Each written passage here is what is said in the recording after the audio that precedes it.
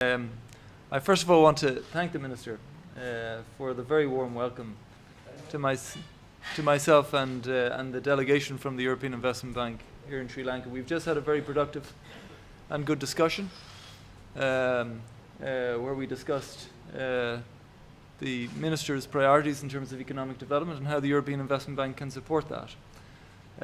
I also want to congratulate the Minister on his being awarded the Finance Minister of the Year in Asia from the Banker magazine, and I think it's a fair reflection and acknowledgement of the Minister's contribution to the development of this country.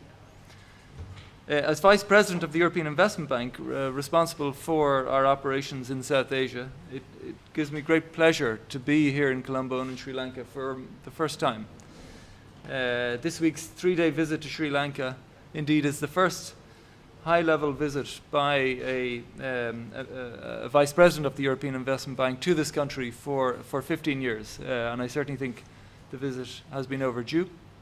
And I'm very grateful for the invitation that the Minister extended to me when we met in January in Brussels for the signing of the Greater Colombo wastewater loan, when he at that point issued the invitation to come here, and I was absolutely delighted to accept.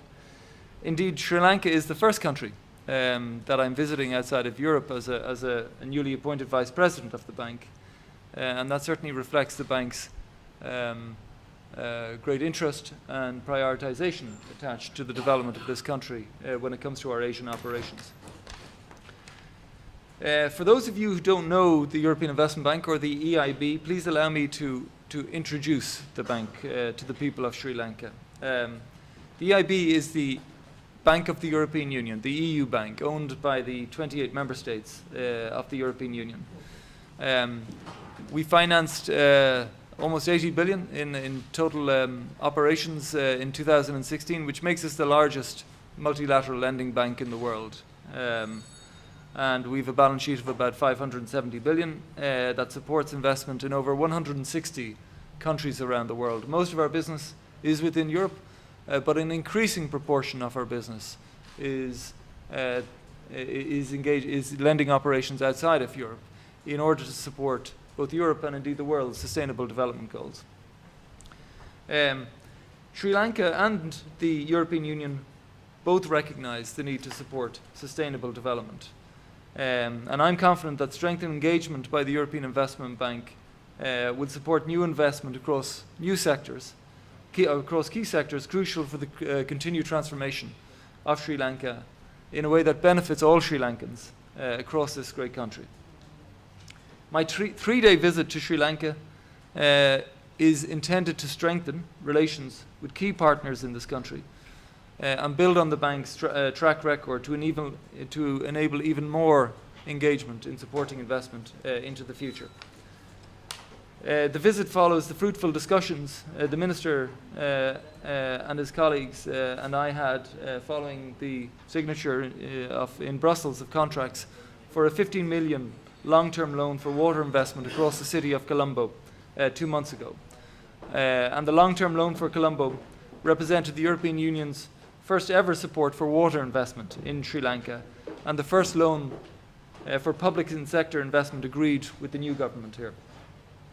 Earlier today, I had the privilege of seeing at first hand the progress that has been made by the municipal authority here in Colombo in delivering on the upgrade to the wastewater infrastructure required in the city that's been financed by the EIB and the Asian Development Bank.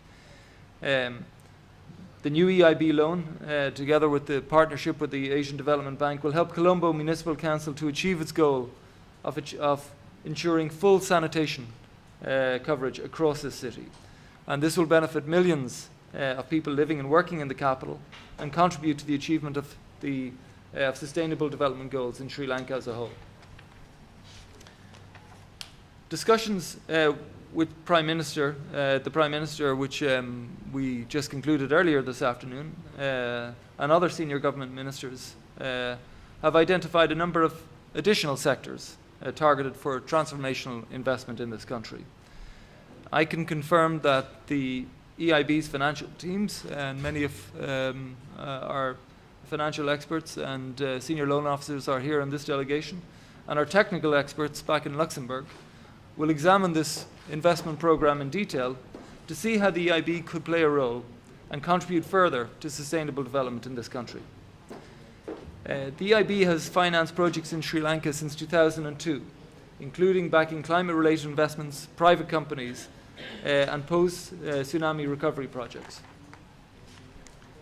Our involvement with citywide water infrastructure, renewable energy projects, sustainable transport schemes across this country allows our technical expertise to be shared and lessons learned that can provide invaluable experience to ensure successful implementation of projects.